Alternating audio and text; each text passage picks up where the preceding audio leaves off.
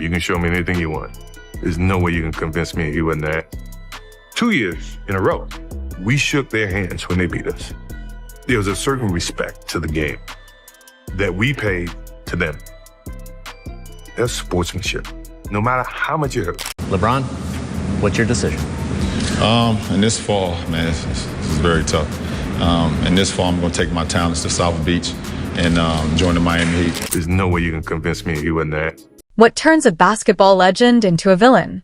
Sometimes it's a single decision broadcast to millions. Other times, it's years of psychological warfare and dirty tactics. Today, we're exploring the players who became the most despised figures in NBA history, not for their lack of talent, but for how they used it. July 8th, 2010. A date that changed basketball forever. LeBron James sat down for a televised special and uttered 9 words that destroyed his hometown hero status. I'm going to take my talents to South Beach. The decision wasn't just a career move. It was a public execution of loyalty. Cleveland felt abandoned. Fans burned jerseys in the streets. What was supposed to be a charitable fundraiser became a masterclass in how to alienate an entire city, but the hatred ran deeper than just leaving Cleveland. LeBron's self-proclaimed King James nickname and Chosen One tattoo rubbed people the wrong way. His constant media presence created fatigue.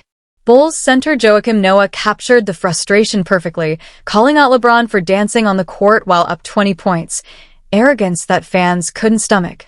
Despite 4 championships and becoming the NBA's all-time leading scorer, LeBron remains divisive. His legacy proves that sometimes the greatest players can also be the most polarizing. He was arrogant and he's a stunner. There was moments where, you're down 20 points, you're shooting a free throw with your left hand, you dancing all over the court. I wasn't feeling it. So I let it be known that I wasn't feeling none of it. If LeBron represents modern controversy, Bill Laimbeer embodies old-school villainy. The Detroit Pistons center didn't just play physical basketball. He weaponized it. Laimbeer's philosophy was simple. I don't fight. I agitate, then walk away. He delivered flagrant fouls with surgical precision, targeting opponents' bodies and minds simultaneously. Larry Bird's assessment was brutal but accurate. We don't like him. The hatred reached its peak with the Jordan rules, a defensive scheme designed to physically punish Michael Jordan every possession. This wasn't basketball strategy. It was calculated assault disguised as defense, the ultimate display of Laimbeer's unsportsmanlike nature. Walking off the court without shaking hands after losing to the Bulls in 1991. Michael Jordan never forgot that disrespect, and neither did basketball fans worldwide. You can show me anything you want. There's no way you can convince me he wasn't that. 2 years in a row, we shook their hands when they beat us. There was a certain respect to the game that we paid to them. That's sportsmanship, no matter how much you hurt. He's unappreciative of the honeymoon that he has enjoyed because of the presence of LeBron James and some of the other storylines that have taken place. Tell me one other superstar that you can think of the magnitude of a Kevin Durant, that has gotten a bigger pass for not capturing a championship. Summer 2016.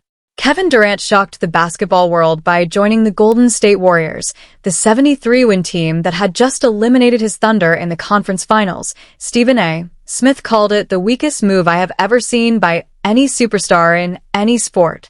The criticism was merciless, and deservedly so. Durant didn't just switch teams.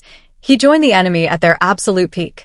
The backlash intensified when fans discovered Durant's burner Twitter accounts, where he argued with random people online and defended his own decisions.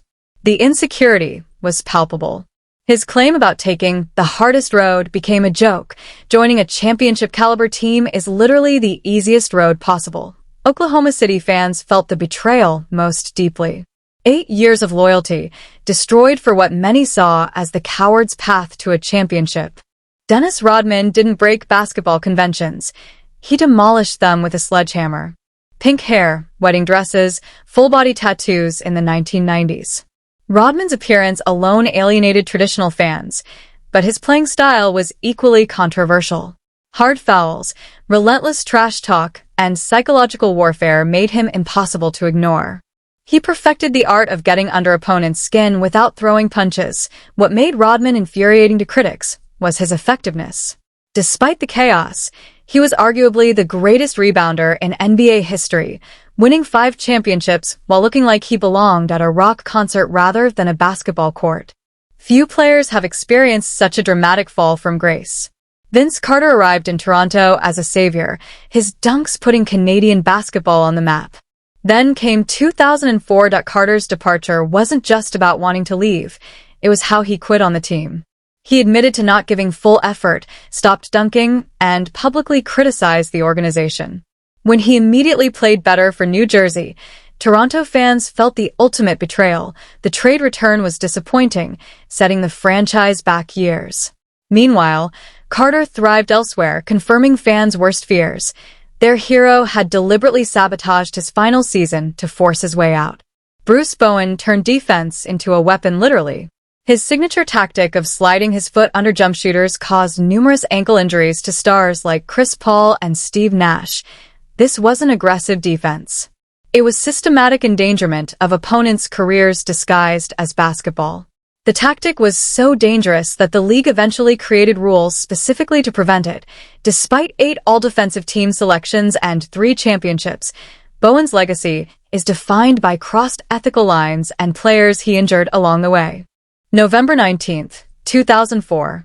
The Malice at the Palace. Ron Artest didn't just cross a line, he obliterated it. After being hit by a cup of beer, Artest charged into the stands and attacked fans. The resulting brawl was the ugliest moment in modern NBA history, earning Artest a 73-game suspension and fundamentally changing player-fan interactions forever. Even after changing his name to Meta World Peace, the violence continued, like his 2012 elbow to James Harden's head. Talent couldn't overcome the reputation of being an uncontrollable force. These players prove that greatness and hatred aren't mutually exclusive. From LeBron's televised betrayal to Artest's palace brawl, from Laimbeer's calculated violence to Durant's burner accounts, each carved their names into NBA infamy in unique ways. Their legacies serve as cautionary tales. Talent alone doesn't define how you're remembered.